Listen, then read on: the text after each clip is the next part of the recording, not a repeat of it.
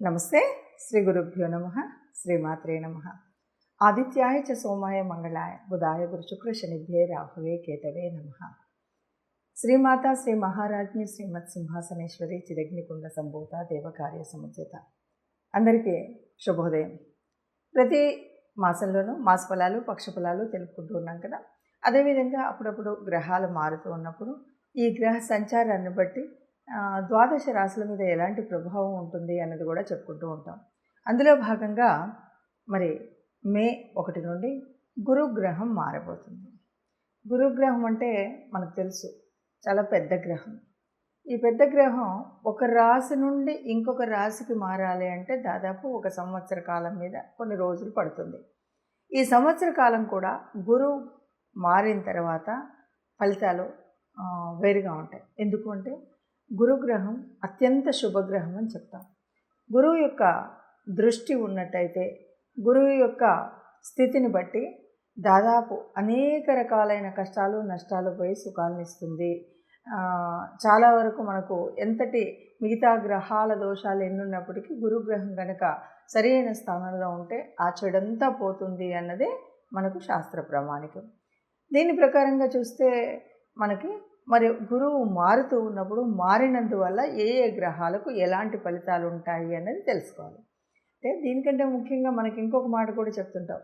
గురుగ్రహం ఎప్పుడెప్పుడు మారుతుందో ఆ మారినప్పుడు తప్పనిసరిగా ఒక నదికి 12 నదులకు 12 సార్లు మనకు పుష్కరాలు వస్తాయి. 12 సంవత్సరాలకు ఒక పుష్కరం వస్తుంది కదా. ఈ గురువు గ్రహం మారినప్పుడు పుష్కరాలు వస్తూ ఉంటాయి అన్నమాట. అలా ప్రతి సంవత్సరం ఒక్కొక్క నదికి పుష్కరాలు వస్తుంటాయి. ఇది గురుగ్రహం యొక్క ప్రత్యేకత. అంతేకాదు అనేక వేల చెడులు నష్టాలు కష్టాలు ఉన్నటువంటి వాటిని ఒక్క గురు దృష్టి ఉన్నట్టయితే ఇవన్నీ కూడా పొడగొడుతుంది అన్నటువంటిదే మనకు తెలిసిన విషయం. మరి ఇప్పుడు ద్వాదశ రాశుల వారికి ఎట్లా ఉందో చూద్దాం. తదుపరి రాశి మకర రాశి. మకర రాశి వారికి గురువు ఎక్కడున్నాడు అంటే పంచమ స్థానంలో గురువు ఉన్నాడు. ఏ రాశి వారికైనా పంచమ స్థానంలో గురువు ఉన్నాడంటే అంతకంటే అద్భుతమైంది లేదు. ఎందుకంటే ఇది చక్కగా మనం నేర్చుకోవాల్సినటువంటి ఒక జ్ఞాన సంపదను నేర్చుకునేటువంటి స్థానం. అంతేనా అంటే అన్నింటికీ మించి మనకు సంతోషాన్ని ఇచ్చే సంతాన స్థానం అది. సంతానం యొక్క వృద్ధి జరుగుతుంది. సంతానం లేని వారికి సంతానం కలుగుతుంది. అలాగే సంతానానికి విద్య లభిస్తుంది. సంతానానికి మంచి బుద్ధి వస్తుంది. సంతానానికి వివాహం ప్రయత్నాలు జరుగుతాయి. అన్ని రకాలుగా సంతానానికి అభివృద్ధి జరిగేటువంటి కాలం ఏది ఉంటుంది అంటే ఎవరికైతే గురువు పంచమంలో ఉంటాడో వారికి ఉంటుంది. ఆ రకంగా మకర రాశి వారికి సంతానం దృష్ట్యా అన్నీ కూడా శుభాలు జరిగేటువంటి పరిస్థితి అయితే మనకు కనిపిస్తుంది. ఇక మరి గురువు యొక్క దృష్టి ఎక్కడుంది అంటే 9, 11, 1 పైన ఉంది. 9 పైన ఉంది దృష్టి అంటే పూర్వపుణ్య ఫలం లభిస్తుంది. గురువుల యొక్క దీవెనలు లభిస్తాయి. తండ్రి యొక్క దీవెనలు లభిస్తాయి. వారి యొక్క మార్గదర్శనం దొరుకుతుంది. వారి యొక్క ఆశీస్సులు అందుతాయి. ఈ రకంగా కాకుండా ఏదైనా పూర్వీకుల ఆస్తికి సంబంధించినటువంటి ఏవైనా ఉంటే మనకు లభించేటువంటి స్థితి అయితే కనిపిస్తుంది. అంతేకాదు మరి 11 అన్ని విజయాలకి ఇది ఆరంభం. చక్కటి ఏది చేపట్టినా కూడా చక్కగా విజయం ఉంటుంది. వీటితో పాటు తనుభావం మీద కూడా గురువు యొక్క దృష్టి ఉంది. అంటే రాశి మీద గురు దృష్టి ఉంది కాబట్టి ఎప్పుడైతే రాశి మీద గురు దృష్టి ఉందో ఇంకే రకమైన చెడు ఉన్నా అన్నీ తొలగిపోతాయి. చక్కగా తన యొక్క మాట తీరు, నడక తీరు, తన యొక్క ఆలోచన తీరు, తను చేయాలనుకున్న పనుల యొక్క తీరు అన్నీ కూడా సుస్పష్టంగా మనం ఏది చేయగలుగుతాం, ఎలా చేస్తాము అనేది మనం నిర్ణయించుకోగలుగుతాం. చక్కటి ఆలోచన విధానం ఉంటుంది. చక్కటి ఒక నిర్దేశం మనమే ముందుగా చేసుకోగలిగినటువంటి ప్రణాళిక వేసుకోగలుగుతాం. చక్కగా ముందుకు వెళ్ళగలుగుతాం. చక్కటి విజయాలు పొందడానికి అవకాశంగా ఉండేటువంటి స్థితి మకర రాశి వారికి గురువు యొక్క మార్పు వల్ల ఈ సంవత్సర కాలం ఉంటుంది అని చెప్పచ్చు. మనకందరికీ తెలిసిందే గురుగ్రహం అంటే పెద్ద గ్రహం. రాశి కాలం ఒక రాశి నుండి ఇంకొక రాశి మారడానికి సంవత్సరం మీద ఇంకా కొన్ని రోజులు పట్టేటువంటి గ్రహం ఏది ఉంది అంటే గురుగ్రహం. అన్నిట్లోకి శుభగ్రహం ఏది అంటే గురుగ్రహం. ఎన్నో పాపాలని హరించగలిగినటువంటి గ్రహం గురుగ్రహం. అయితే ఈ గురుగ్రహం నుండి ఎప్పుడైనా ఏదైనా మనకు అనుకోని ఇంకా వేరే ఏదైనా ఇబ్బందులు ఉన్నప్పుడు మనం ఏం చేయాలి అంటే గురువు యొక్క అనుగ్రహం పొందడానికి మనం ఏం చేయాలి అంటే ముఖ్యంగా గురువార వ్రత నియమాన్ని పాటించాలి. గురువారం రోజు మద్య మాంసాలు ఇలాంటివి ఏవైతే ఉన్నాయో వాటిని వదిలివేయాలి. అలాగే గురువారం రోజు వీలైతే కొంచెం పసుపు వర్ణానికి సంబంధించినటువంటి వస్త్రధారణ చేయడం ఇంకొక విషయం.